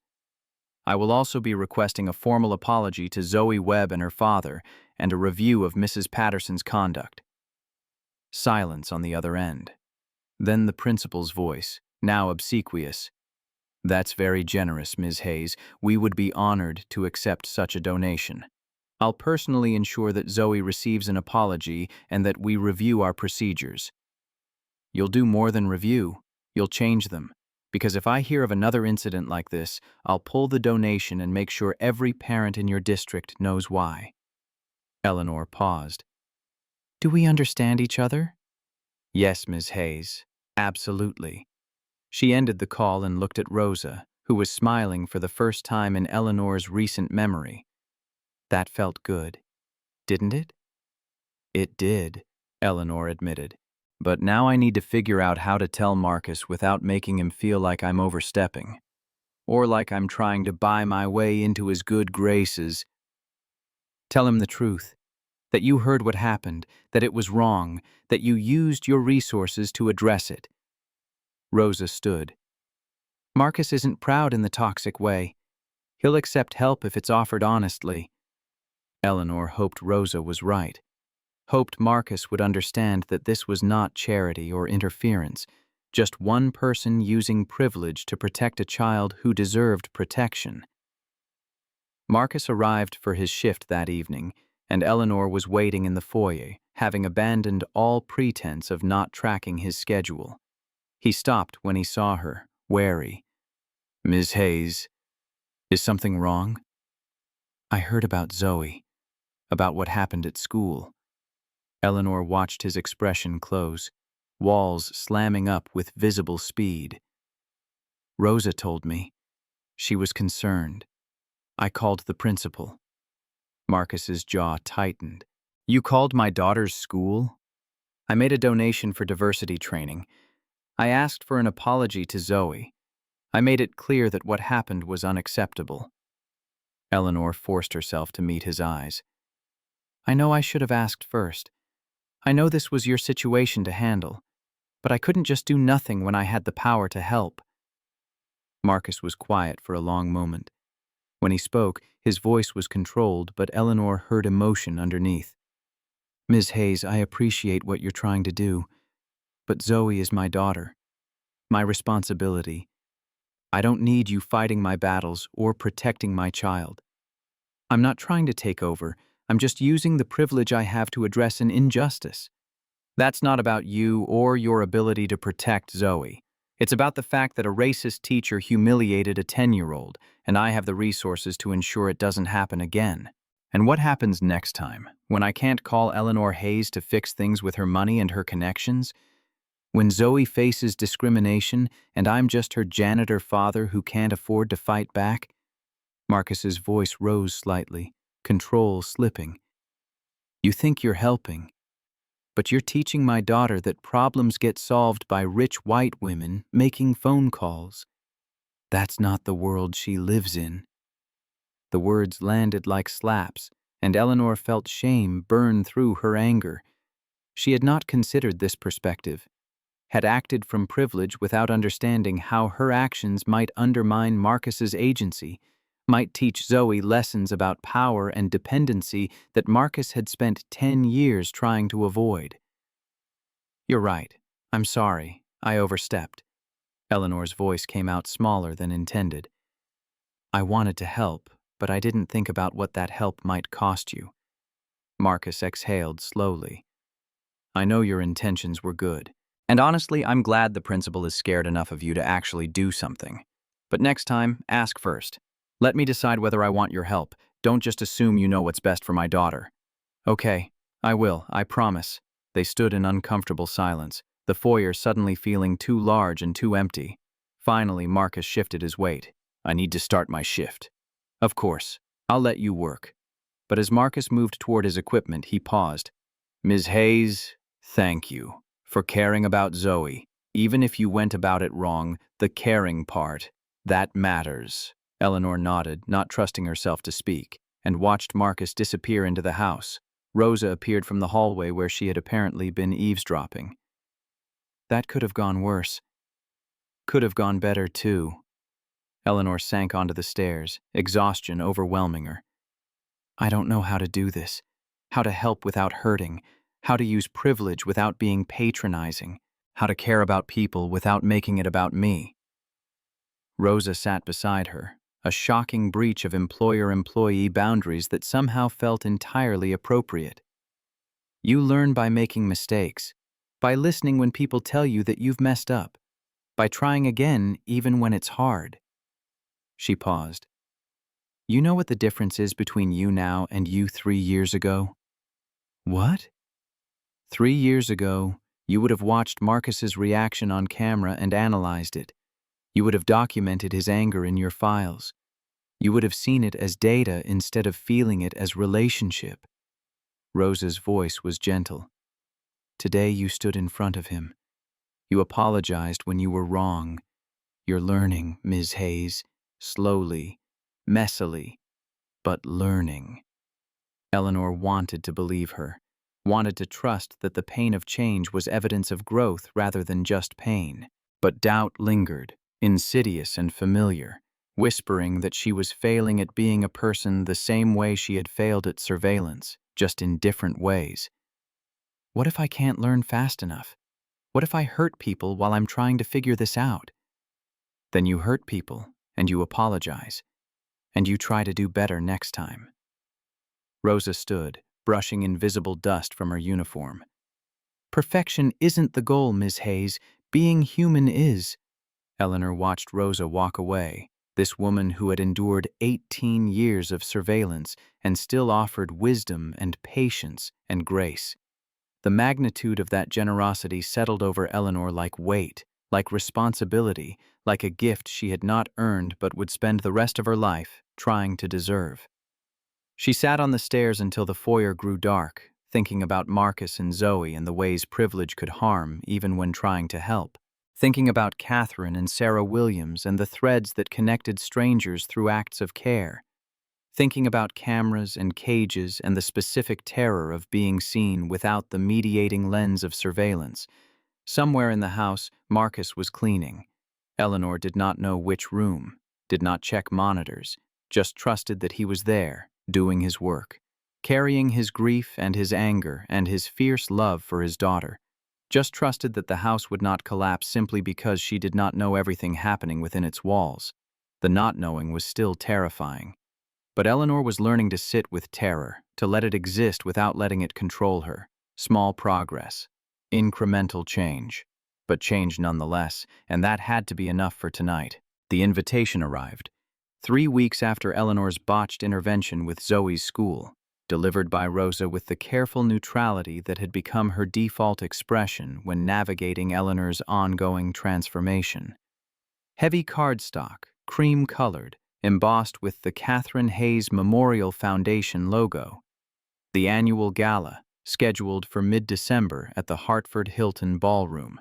200 guests expected, healthcare workers, donors, advocates. The event Eleanor had managed from a distance for 3 years, writing checks and approving budgets but never actually attending because crowds meant variables she could not control. Eleanor stared at the invitation, her name printed in elegant script below the foundation seal. Guest of honor. Keynote speaker. The words felt like accusations. "You don't have to go," Rosa offered, though her tone suggested she thought otherwise. "You could send a representative, participate remotely like you've done before, and miss the opportunity to do the one thing my mother actually wanted me to do with her foundation, to honor the people who do the work Catherine believed mattered most." Eleanor set the invitation on her desk. "No, I'll go. I'll probably have 17 panic attacks before the event and 3 during, but I'll go." Rosa's expression softened. "Your mother would be proud, not of the foundation, of you trying." The words settled in Eleanor's chest, equal parts comfort and ache. She had spent 3 years building the foundation as a monument to Catherine, while simultaneously becoming someone her mother would not have recognized. Someone who watched instead of engaged, who controlled instead of trusted, who let fear calcify into isolation. "There's something else," Rosa continued. "The foundation board voted to give the annual Compassionate Care Award to Sarah Williams. Again. She won it the first year, but they want to create a named award in Catherine's honor, and Sarah agreed to accept it and speak about her work." Eleanor's throat tightened. Sarah Williams. The nurse who had held Catherine's hand, the nurse who had held Emma's hand, the invisible thread connecting Eleanor and Marcus through shared loss and shared gratitude. Eleanor had not spoken to Sarah since her mother's funeral 3 years ago, had let the relationship dissolve into formal foundation business conducted through intermediaries. "Does Marcus know?" "Not yet. The board made the decision yesterday. I thought you should tell him.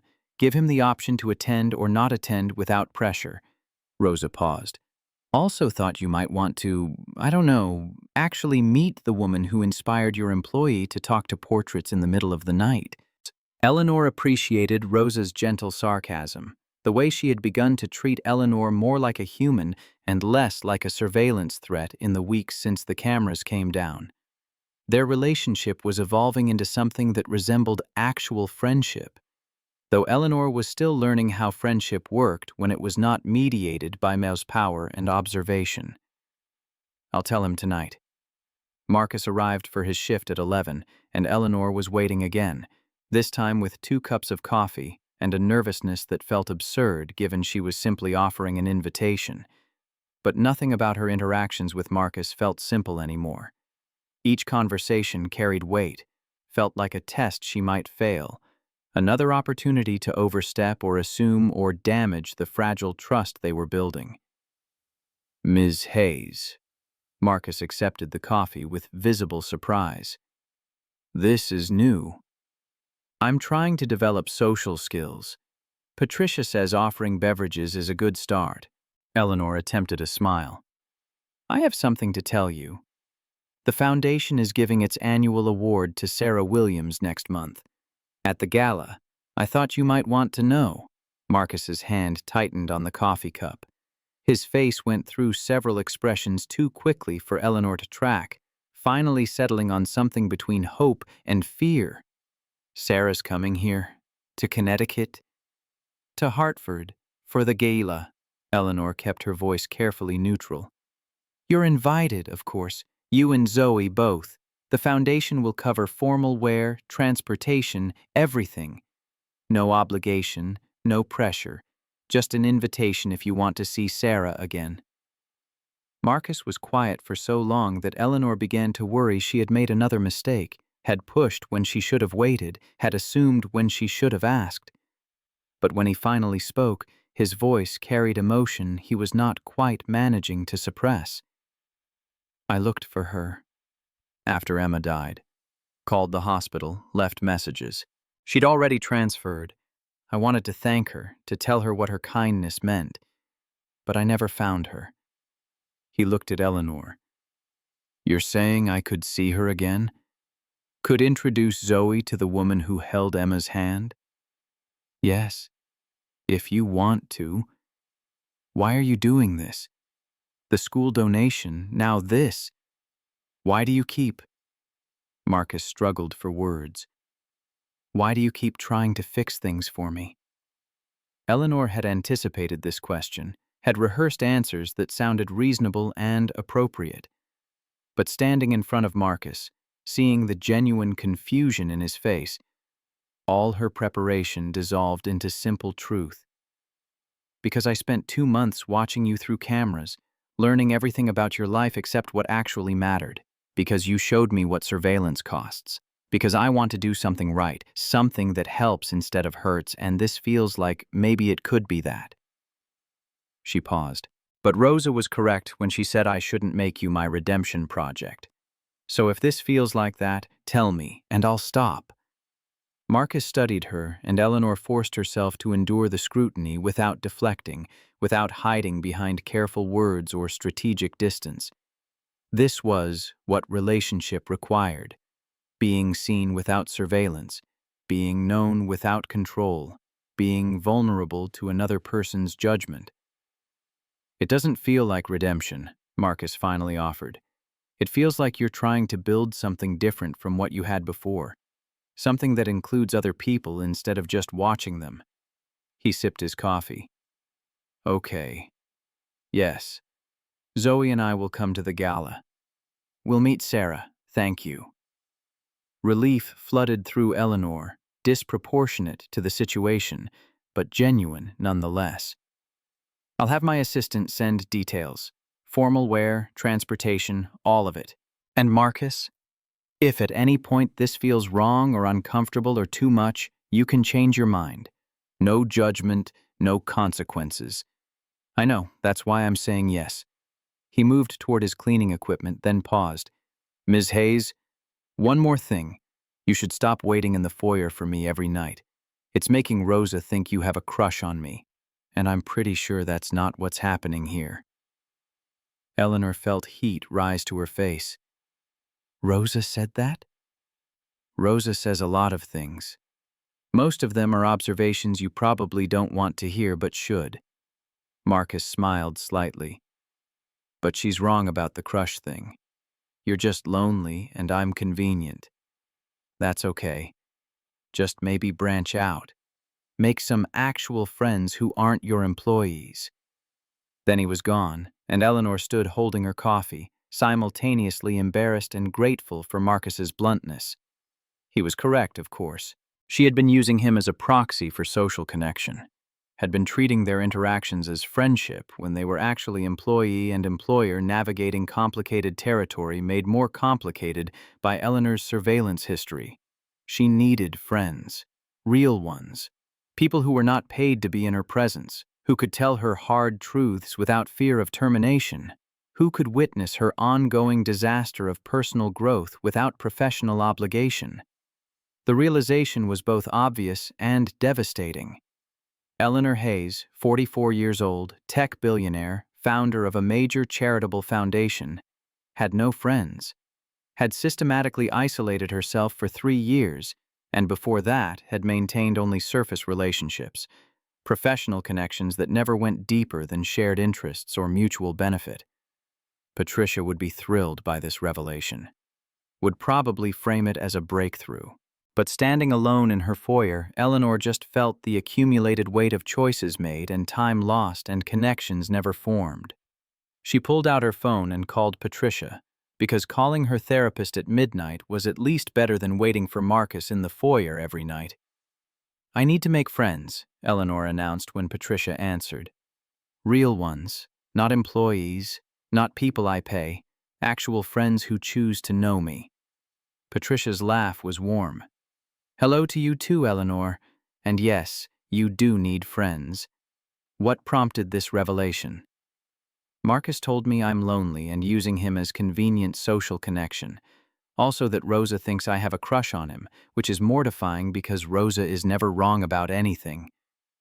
Do you have a crush on Marcus? No.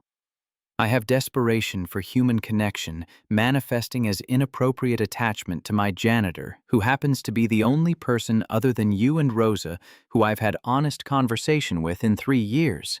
Eleanor sank onto the stairs. How do adults make friends? I can't remember. I had college friends, work friends, but those all dissolved when I inherited money and stopped needing employment. Everyone else I know is either on my foundation board or wants donations, or is related to business interests. I don't know how to just meet people who might like me for reasons that aren't financial. Patricia was quiet for a moment, and Eleanor could picture her in the home office, notepad balanced on knee, deciding how to navigate this particular crisis. Eleanor, this is good. Hard, but good. You're recognizing isolation and wanting to change it. That's huge progress. It doesn't feel like progress. It feels like being 44 and not knowing how to make friends like a normal person. Normal is overrated. Focus on authentic. Patricia's voice carried the gentle firmness Eleanor had learned meant she was about to receive difficult advice. Start with the gala. You're going, which is already brave. While you're there, talk to people. Not about foundation business. About actual things. Ask questions. Listen to answers. See if anyone interesting emerges. I'll have panic attacks, multiple ones, probably in front of important donors. Probably. Bring medication. Bring coping strategies. Bring Rosa if she's willing. Patricia paused. And Eleanor? Cut yourself some slack. You're relearning how to be human after 3 years of intentional isolation. That's hard work. The fact that you're doing it at all is remarkable. Eleanor wanted to believe her, wanted to trust that her awkward stumbling toward connection was progress rather than just new ways to fail. But doubt was persistent, familiar, easier to trust than hope. They talked for another 20 minutes, Patricia walking Eleanor through anxiety management strategies and social scripts for the gala, building a framework that might prevent complete disaster. When they hung up, Eleanor felt marginally less terrified, though terror still claimed the majority of her emotional real estate. She walked to the East Wing corridor and stood before Catherine's portrait, a habit she had developed in the weeks since dismantling surveillance. Coming here felt different now that she knew Marcus visited the same space, now that she understood they were both seeking something from a painted face that could offer nothing but the memory of who Catherine had been. I'm going to the gala, Mom. I'm going to actually show up instead of hiding behind donations and distance. I'm terrified, and I'll probably embarrass myself, but I'm going. Eleanor touched the frame. Marcus will be there, Zoe too. They're going to meet Sarah, which feels important in ways I don't fully understand. Like something you started is completing itself without you here to see it. The portrait offered no response, but Eleanor had stopped expecting answers from the dead. They were gone, and the living had to figure out how to continue without them, had to honor their memory through action rather than surveillance, through connection rather than control. Eleanor returned to her bedroom and forced herself to sleep, though sleep was fitful and interrupted by dreams of cameras and crowds and standing alone in a ballroom while 200 people watched her fall apart. The weeks leading to the gala passed in a blur of preparation and panic. Eleanor hired a personal stylist because her wardrobe consisted primarily of clothes suitable for never leaving her house. She practiced breathing exercises until they became automatic. She reviewed the guest list obsessively, researching attendees so she would have conversation topics, then forced herself to stop because research was just surveillance by another name. Rosa helped with patient efficiency, offering advice about the event without pushing, reminding Eleanor to eat and sleep and take breaks from the anxiety spiral that threatened to consume her. Their relationship had shifted into something resembling genuine care, and Eleanor found herself grateful for Rosa's presence in ways that had nothing to do with cleaning or household management. Marcus continued his night shifts, and Eleanor mostly succeeded in not waiting for him in the foyer, though she found other excuses to cross paths, to check that he was okay, that the school situation had resolved, that Zoe was excited about the gala. Each interaction was brief and professional, but underneath the surface, Eleanor felt the foundation of something being built. Not friendship exactly. Not yet, but trust. Mutual recognition. The possibility of connection that did not require cameras or control. 2 days before the gala, Eleanor's assistant called with a complication. The keynote speaker, a prominent healthcare advocate, had canceled due to family emergency. The board wanted Eleanor to speak instead, to stand before 200 people and talk about Catherine, about compassionate care, about why the foundation mattered.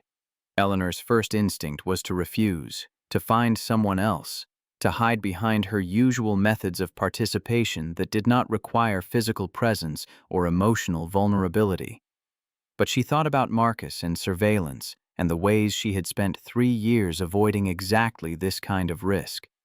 She called the board president and accepted.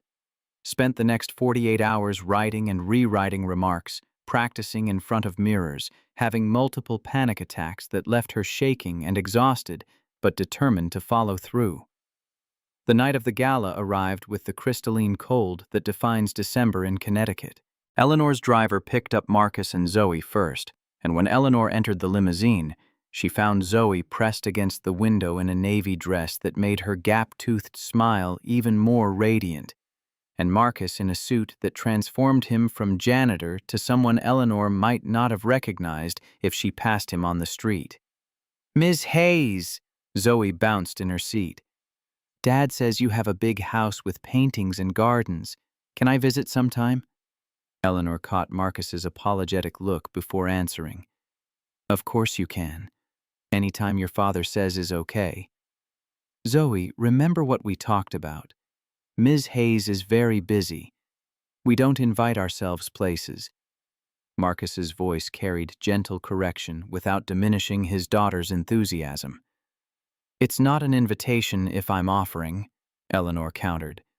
"Zoe, you're welcome at the estate whenever you want to visit. Your father knows this." The drive to Hartford passed with Zoe's running commentary about school, about her science project, about her friend Maya, whose father was also a single parent, and worked nights too. Eleanor listened, fascinated by the easy way Zoe moved through the world, by her lack of self-consciousness or fear, 10 years old and already more socially competent than Eleanor had been at 44. Marcus watched his daughter with an expression Eleanor recognized from surveillance footage, though seeing it in person felt different, deeper. He loved Zoe with a fierceness that required no documentation, that existed in every glance and gentle correction and patient answer to her endless questions.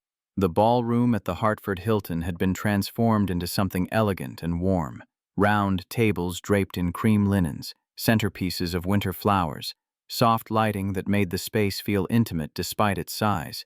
200 people mingled, their conversations creating a low hum that made Eleanor's chest tighten with anxiety. She stood at the entrance, frozen, while Marcus and Zoe moved past her into the room. Rosa appeared at her elbow, wearing a dress Eleanor had never seen, her usual uniform replaced by something that suggested she was a guest rather than staff. "You invited Rosa?" Eleanor managed to ask Marcus. "Foundation board invited me," Rosa corrected. 18 years of watching you from the inside apparently qualifies as perspective they value. But I'm here for you, not them. Someone needs to make sure you actually breathe." Eleanor wanted to protest that she did not need a handler, that she could manage a social event like a functional adult. But the protest died in her throat because it would have been a lie, and she was trying to stop lying to herself about her own limitations. "Thank you." They entered together, and immediately Eleanor was surrounded by board members and donors and healthcare workers, all wanting to express sympathy about Catherine, gratitude for the foundation, admiration for Eleanor's vision. The attention was overwhelming and exhausting, and Eleanor felt herself slipping into the careful persona she had perfected in her tech career, the version of herself that could navigate social situations through strategic charm and calculated responses. But that persona felt wrong now, felt like another form of surveillance, another way of controlling how others perceived her without actually connecting. Eleanor forced herself to drop the mask, to answer questions honestly even when honesty was awkward, to admit when she did not know things instead of bluffing competence.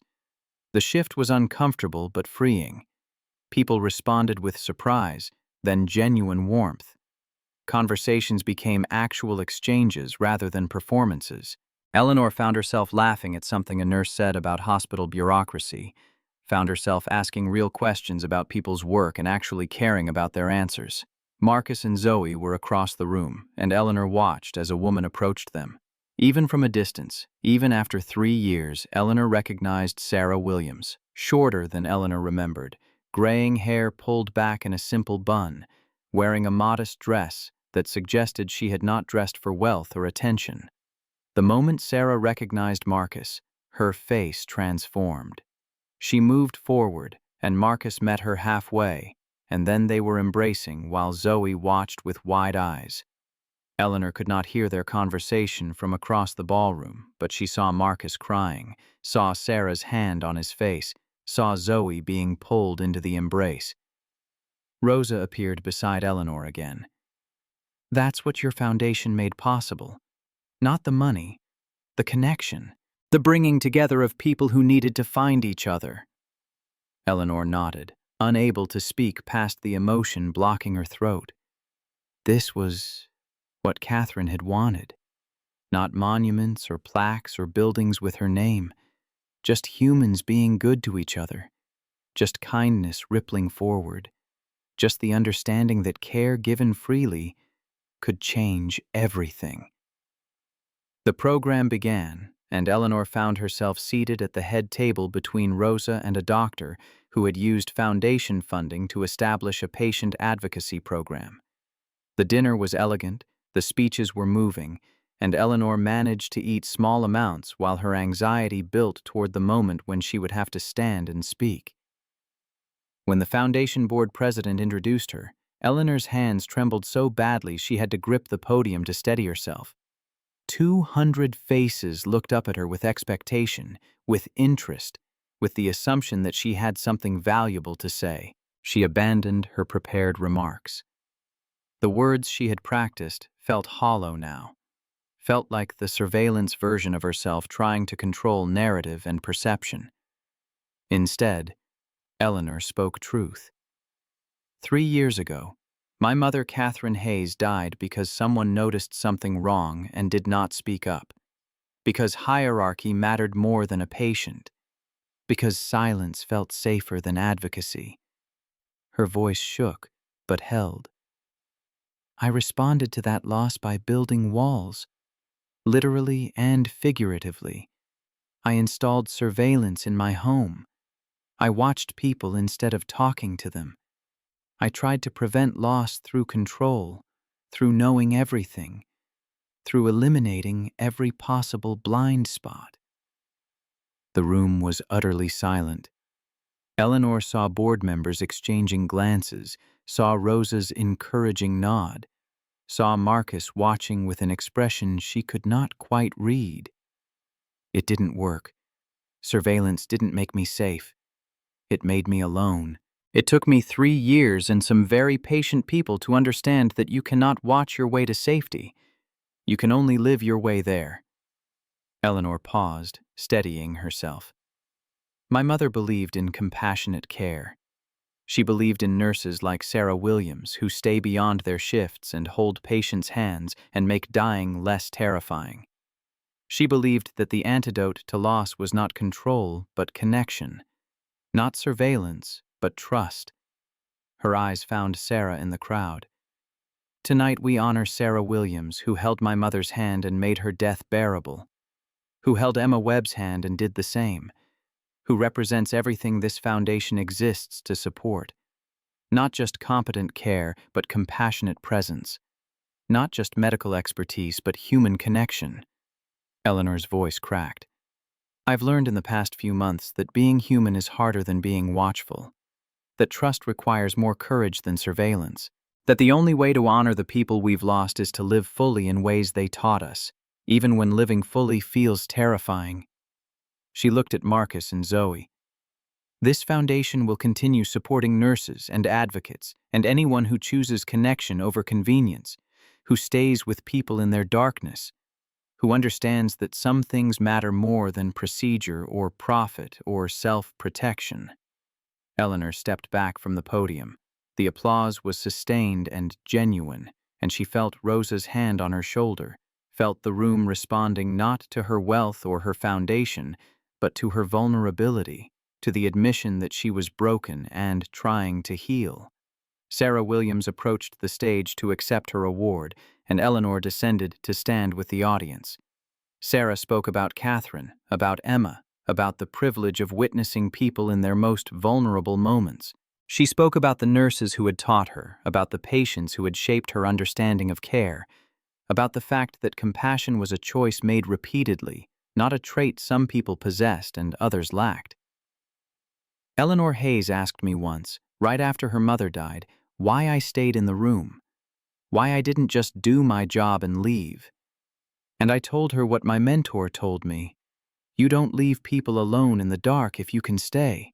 Sarah's voice carried clear and strong across the ballroom. That's all compassionate care is. Just staying. Just being present even when presence is painful. Just choosing connection over convenience again and again until it becomes not a choice but a reflex. The words settled over Eleanor like a benediction. You don't leave people alone in the dark if you can stay. Catherine had stayed with Eleanor for 41 years before cancer took her. Sarah had stayed with Catherine and Emma. Marcus stayed with Zoe despite exhaustion and poverty and grief. Rosa stayed with Eleanor despite 18 years of surveillance. Staying was the opposite of surveillance. Staying required trust that the other person would not harm you, that vulnerability would not be exploited, that being seen would not result in being destroyed. Eleanor had spent 3 years running from exactly that risk, and it had cost her everything except the money that never protected her from loss in the first place. After the ceremony, people mingled again, and Eleanor found herself in conversation with a pediatric nurse who worked with terminally ill children. The woman spoke about helping families say goodbye, about making death less frightening for 8-year-olds, about the specific devastation of watching parents bury their children. Eleanor listened without performing, without trying to manage the interaction, just present with another person's pain and wisdom and hard-won understanding. The nurse eventually moved away, and Eleanor stood alone for a moment, catching her breath. Rosa appeared with water Eleanor had not realized she needed. You did good, really good. I had a panic attack during the speech. Could you tell? Everyone has panic attacks during speeches. You just powered through it. Rosa's expression was warm. Your mother would have been proud, not of the speech, of you being brave enough to be honest. Before Eleanor could respond, Marcus and Zoe approached with Sarah between them. Zoe was chattering about butterflies, apparently having found a shared interest with Sarah, and Marcus looked lighter than Eleanor had seen him since the night shift began. Sarah addressed Eleanor directly, her voice carrying the same gentleness Eleanor remembered from the hospital. Eleanor, thank you for creating this, for honoring your mother by supporting people like me, and for bringing Marcus and Zoe here tonight.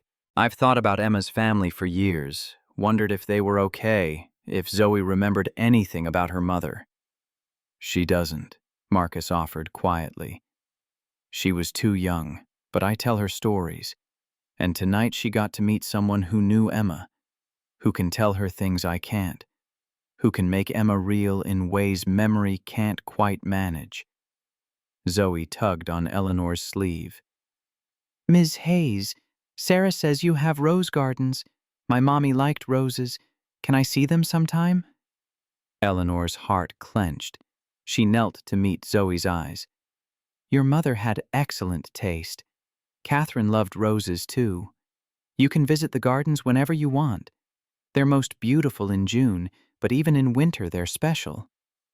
Can we go tomorrow? Zoe looked at Marcus. Please, Dad. I want to see where Ms. Eleanor's mom walked. Marcus hesitated, clearly weighing logistics and boundaries and the complexities of his daughter becoming attached to Eleanor's world. But before he could answer, Sarah spoke.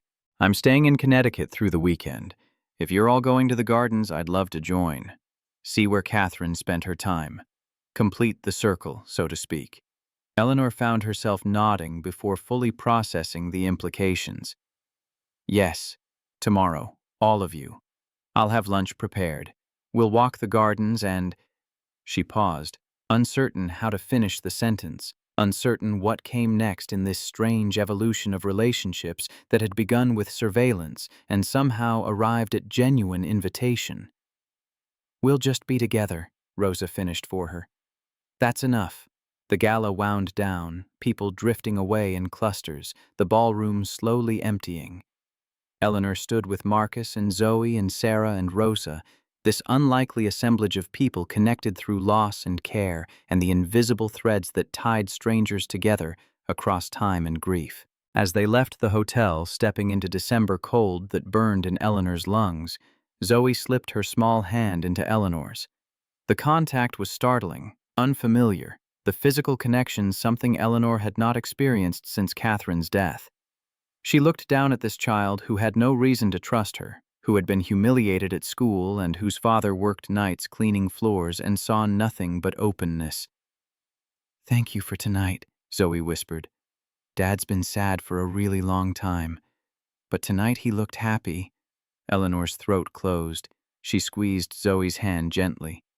"Your dad is a good man, the best I've met in a very long time." "I know. That's why I picked him."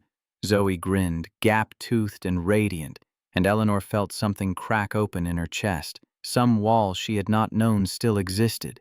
The drive back to Greenwich was quiet, Zoe dozing against Marcus's shoulder, Sarah and Rosa in soft conversation about healthcare policy. Eleanor sat watching the highway lights blur past, thinking about surveillance and trust and the ways humans learned to be brave when bravery felt impossible. Tomorrow they would walk the gardens. Tomorrow Sarah would see where Catherine had spent her final healthy months. Tomorrow Zoe would run through spaces that had been empty for 3 years, filling them with life Eleanor had forgotten was possible.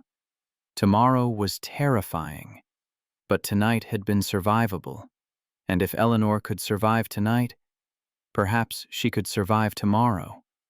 Perhaps she could learn to live without cameras, without control, without the desperate need to know everything before it happened. Perhaps she could learn to just stay present in the darkness, trusting that other people would stay too. That connection was stronger than surveillance, that Catherine's legacy was not in marble halls or endowed foundations, but in the simple, radical choice to not leave people alone when you could stay. The limousine pulled up to Eleanor's estate, and she walked Marcus and Zoe to their car. Rosa already inside unpacking what would no doubt be a pointed commentary about Eleanor's social performance. Sarah had gotten a separate car back to her hotel, but promised to arrive by noon the next day. Marcus paused before getting in his vehicle. Zoe already buckled and half asleep. "Ms. Hayes, what you said in the speech about surveillance versus living, that took courage. It took desperation, but I'll accept that courage and desperation sometimes look identical." Eleanor wrapped her coat tighter against the cold. "Thank you for coming, for bringing Zoe, for giving me a chance to do something right." "You're doing more right than you realize." Marcus's voice was gentle. "See you tomorrow, for garden walking and whatever else comes next." Eleanor watched them drive away, then turned to her mansion with its reduced camera system and its empty rooms and its potential for something different from what it had been. Rosa was already inside making tea, already preparing to debrief the evening with the brutal honesty that Eleanor had learned to value. Tomorrow would bring new challenges, new opportunities to fail or connect, or both simultaneously. But tonight had been survived. Tonight Eleanor had stood before 200 people and admitted her brokenness without asking for absolution. Tonight she had witnessed Marcus reunite with Sarah, had felt Zoe's hand in hers, had heard Rosa's pride, had taken one more step toward becoming someone her mother might have recognized. The gardens would be cold tomorrow, the roses dormant until spring, but Zoe would run through them anyway, would bring life to spaces that had been carefully maintained but never truly inhabited since Catherine's death. And Eleanor would walk beside her, learning from a 10-year-old what her 47 cameras had never taught her. That presence was its own form of protection, that vulnerability was strength, that privacy mattered precisely because it created space for authentic connection rather than performing for constant observation. Eleanor entered her home and did not check the security monitors, did not verify that the perimeter was secure, that everything was in its place. She simply walked to her room, changed into comfortable clothes, and sat at the window looking out at gardens she would share tomorrow with people who were not employees or board members or professional relationships, but something closer to what she had forgotten was possible, something closer to family, chosen and complicated and earned through slow trust rather than installed through technology or purchased with donations, the kind that stayed when staying was hard, that witnessed without recording, that offered presence instead of surveillance. Eleanor slept better that night than she had in 3 years, and when she woke at 3:15 a.m., she did not check her watch to mark the time of Catherine's death. Instead, she thought about tomorrow, about Zoe's laughter and Sarah's wisdom and Marcus's patient presence and Rosa's grounding care. She thought about gardens in winter and how even dormant things held the promise of spring, how death was not an ending but a transformation, how love persisted beyond loss, how humans could choose connection even after connection had destroyed them, how Catherine's portrait would witness tomorrow's gathering not through Eleanor's cameras, but through the presence of people who carried her memory forward through the simple, radical act of staying with each other, of not leaving anyone alone in the dark when they could offer light.